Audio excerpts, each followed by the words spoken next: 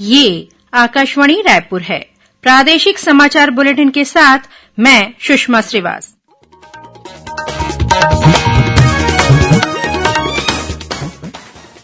और अब पेश है आज के मुख्य समाचार। प्रधानमंत्री नरेंद्र मोदी कल वीडियो कॉन्फ्रेंसिंग के माध्यम से पीएम जनमन योजना के अंतर्गत ग्रामीण आवास योजना के 1 लाख लाभार्थियों को पहली किश्त जारी करेंगे। महासमुंद में आयोजित कार्यक्रम में केंद्रीय मंत्री गजेंद्र सिंह शेखावत उपस्थित रहेंगे। प्रधानमंत्री के आह्वान पर मंदिर तीर्थ स्वच्छता श्रमदान कार्यक्रम के तहत मुख्यमंत्री विष्णुदेव साय ने रायपुर के श्री राम मंदिर परिसर में सफाई अभियान में हिस्सा लिया। अन्य जिलों में भी सफाई अभियान चलाया गया। केंद्रीय मंत्री गिरिराज सिंह ने कोरबा में हुई समीक्षा बैठक में सामाजिक वानिकी को बढ़ावा देने के साथ ही ग्राम पंचायतों को सशक्त बनाए जाने पर दिया जोर और मुख्यमंत्री ने बलरामपुर रामानुज जिले में तातापानी महोत्सव का शुभारंभ किया। अब समाचार विस्तार से। प्रधानमंत्री नरेंद्र मोदी कल वीडियो कॉन्फ्रेंसिंग के माध्यम से प्रधानमंत्री जनजाति आदिवासी न्याय महाअभियान पीएम जनमन के अंतर्गत प्रधानमंत्री ग्रामीण आवास योजना के 1 लाख लाभार्थियों को पहली किश्त जारी करेंगे। वे इस अवसर पर कार्यक्रम के लाभार्थियों के साथ चर्चा भी करेंगे।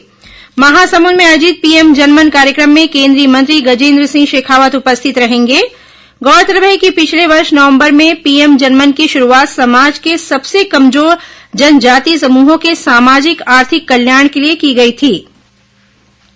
प्रधानमंत्री नरेंद्र मोदी ने मंदिर तीर्थ स्वच्छता श्रमदान कार्यक्रम के तहत सभी धर्मस्थलों में सफाई का कार्य करने का आह्वान किया। इसी कड़ी में आज रायपुर के वीआईपी रोड स्थित श्री राम मंदिर परिसर में मुख्यमंत्री विष्णुदेव साय ने सफाई अभियान की शुरुआत की। उन्होंने प्रदेशवासियों से आग्रह किया कि वे भी अपने आसपास के धर्मस्थलों, मंदिरों, गुरुद्वारों की सफाई करें। श्री साय ने कहा कि अयोध्या में राम मंदिर प्राण प्रतिष्ठा के दिन 22 जनवरी को रात में घरों में दीप जलाएं और ऐसा उपाय करें कि संपूर्ण वातावरण राममय हो जाए।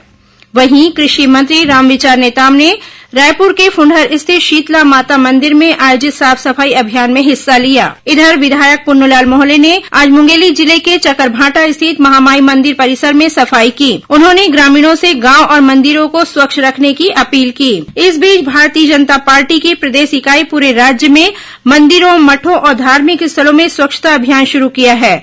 इसी के तहत दुर्ग में आज कृष्ण प्रणामी मंदिर सहित विभिन्न मंदिरों में साफ सफाई की गई। मंदिर तीर्थ स्वच्छता श्रमदान कार्यक्रम के तहत केंद्रीय ग्रामीण विकास और पंचायती राज मंत्री गिरिराज सिंह ने आज कोरबा जिले के बालको स्थित श्री राम मंदिर परिसर में स्वच्छता अभियान में शामिल होकर परिसर की साफ सफाई के कार्य में सहभागिता दी। उन्होंने राम मंदिर में पूजा अर्चना कर देश और प्रदेशवासियों के लिए सुख, शांति, समृद्धि और खुशहाली की मंगल कामना की। इससे पहले कल कोरबा में केंद्रीय राज्य मंत्री ने पंचायत और ग्रामीण विकास से संबंधित अधिकारियों की समीक्षा बैठक ली। उन्होंने सामाजिक वानिकी को बढ़ावा देने के साथ ग्राम पंचायतों को सशक्त बनाए जाने पर जोर दिया। केंद्रीय मंत्री ने जिले में मनरेगा, एनआरएलएम, प्रधानमंत्री ग्राम सड़क योजना, भू अभिलेख आधुनिकीकरण, वाटरशेड, अमृत सरोवर सहित अन्य योजनाओं की समीक्षा की। उन्होंने जिले में चार, चिरौंजी, केला और पपीता के उत्पादन को प्रोत्साहित करने और पंचायतों को सशक्त बनाने की दिशा में प्रयास करने के निर्देश दिए। श्री सिंह ने शासकीय आवासों सहित इच्छुक किसानों के आवासीय परिसरों में चार चिरौंजी के पौधे लगाने के निर्देश दिए। उन्होंने आजीविका मिशन के तहत महिलाओं की भागीदारी सुनिश्चित करते हुए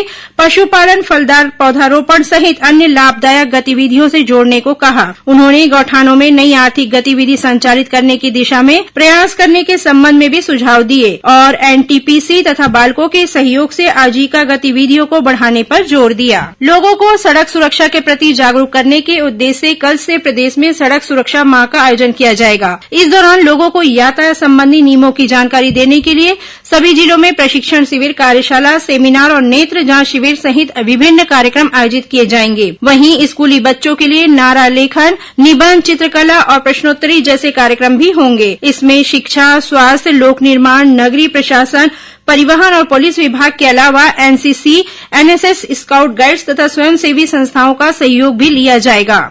ग्रामीण क्षेत्रों में लोगों को ट्रैफिक नियमों के प्रति जागरूक करने के लिए सुरक्षा मितानों के माध्यम से ग्राम चौपाल का आयोजन किया जाएगा। इस दौरान दोपहिया वाहन चालकों को हेलमेट पहनने के लिए विशेष रूप से प्रेरित किया जाएगा। वहीं ऑटो वाहन चालकों और ई रिक्शा वाहन चालकों सहित भारी वाहन चालकों के लिए नेत्र परीक्षण शिविर भी लगाया जाएगा। बिलासपुर में आज भूकंप के हल्के झटके महसूस किए गए। आज दोपहर आए इस भूकंप की तीव्रता रिक्टर स्केल पर 3.1 आंकी गई है। भूकंप से कहीं कोई नुकसान होने की खबर नहीं है।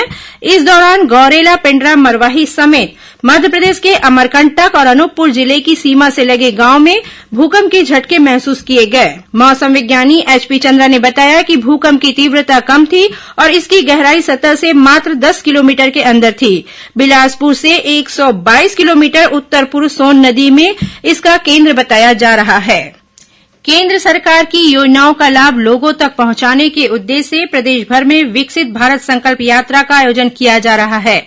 इसी सिलसिले में संकल्प यात्रा वैन राजनांदगांव के शंकरपुर पहुंची। शिविर का शुभारंभ सांसद संतोष पांडे ने किया।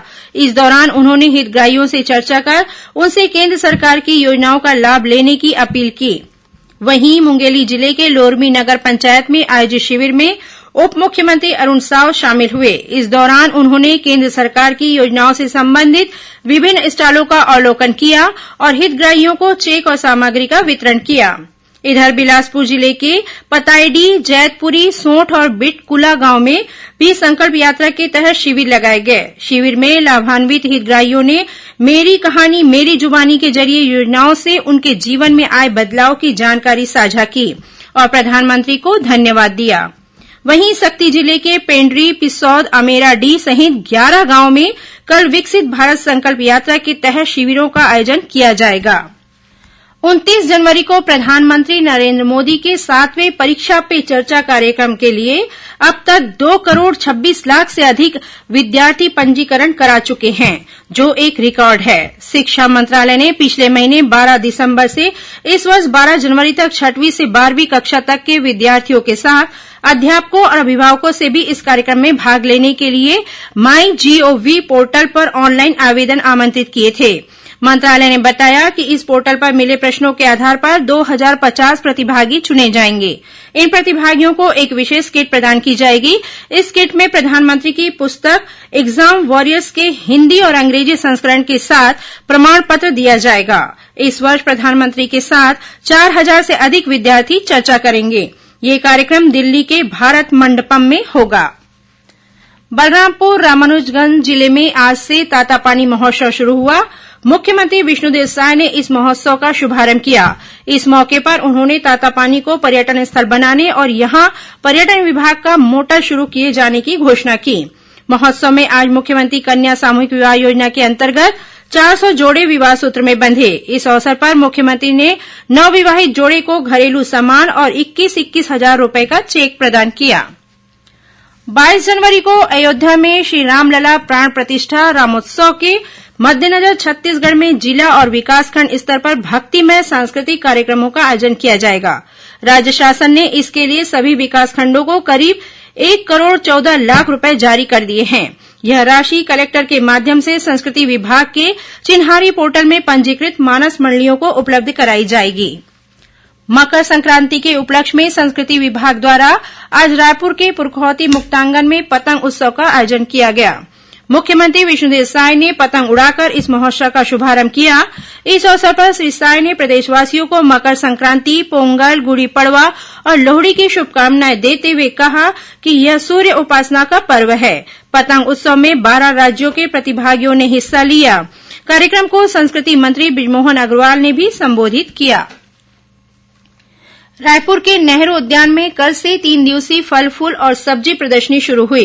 कृषि मंत्री रामविचार नेताम ने इस प्रदर्शनी का उद्घाटन करते हुए कहा कि फूलों की खेती सहित नई तकनीक से फसल उत्पादन करने वाले उत्कृष्ट किसानों को सम्मानित किया जाएगा। साथ ही लाभकारी और प्रमुख फसलों को चिन्हांकित कर उन्हें बढ़ावा दिया जाएगा। कार्यक्रम में श्री नेताम ने फल, फूल और सब्जी प्रदर्शनी के विजेता प्रतिभागियों को सम्मानित किया। अब कुछ खबरें संक्षेप में। शहरी स्वच्छता के अंतर्गत युवाओं की संस्था बंच ऑफ फूल्स ने आज नगर निगम और रायपुर स्मार्ट सिटी के साथ मिलकर राजधानी के प्राचीन नरैया तालाब और नरहरेश्वर मंदिर परिसर की सफाई की। रायपुर के सड्डू स्थित शासकीय औद्योगिक प्रशिक्षण संस्थान में कल सुबह 9 बजे से प्लेसमेंट कैंप का आयोजन किया जाएगा। महासमुंद पुलिस ने ओडिशा सीमा से लगे सिंघोड़ा थाना क्षेत्र में एक वाहन से करीब 8 किलो सोना बरामद किया, जिसका मूल्य लगभग 5 करोड़ रुपए बताया गया है। इस मामले में पुलिस ने 5 आरोपियों को गिरफ्तार किया है। सक्ती जिले के सेंद्री गांव में अज्ञात वाहन की चपेट में आने से मोटरसाइकिल सवार एक युवक की मौत हो गई, वहीं एक अन्य युवक घायल हो गया। घटना के बाद आक्रोशित ग्रामीणों ने चक्काजाम किया। कोरबा जिले के चेतमा गांव में ट्रेलर की चपेट में आने से मोटरसाइकिल सवार एक युवक की मौत हो गई। पुलिस ने ट्रेलर चालक को गिरफ्तार कर लिया है। और कोंडागांव जिला प्रशासन में धान के अवैध परिवहन के मामले में 2 वाहनों से करीब 200 क्विंटल धान बरामद किया है। अंत में मुख्य समाचार एक बार फिर। प्रधानमंत्री नरेंद्र मोदी कल वीडियो कॉन्फ्रेंसिंग के माध्यम से पीएम जनमन योजना के अंतर्गत ग्रामीण आवास योजना के 1 लाख लाभार्थियों को पहली किश्त जारी करेंगे। महासमुंद में आयोजित कार्यक्रम में केंद्रीय मंत्री गजेंद्र सिंह शेखावत उपस्थित रहेंगे। प्रधानमंत्री के आह्वान पर मंदिर तीर्थ स्वच्छता श्रमदान कार्यक्रम के तहत मुख्यमंत्री विष्णुदेव साय ने रायपुर के श्री राम मंदिर परिसर में सफाई अभियान में हिस्सा लिया। अन्य जिलों में भी सफाई अभियान चलाया गया। केंद्रीय मंत्री गिरिराज सिंह ने कोरबा में हुई समीक्षा बैठक में सामाजिक वानिकी को बढ़ावा देने के साथ ही ग्राम पंचायतों को सशक्त बनाए जाने पर जोर दिया। और मुख्यमंत्री ने बलरामपुर रामानुज जिले में तातापानी महोत्सव का शुभारंभ किया। इसी के साथ प्रादेशिक समाचार बुलेटिन समाप्त हुआ। नमस्कार।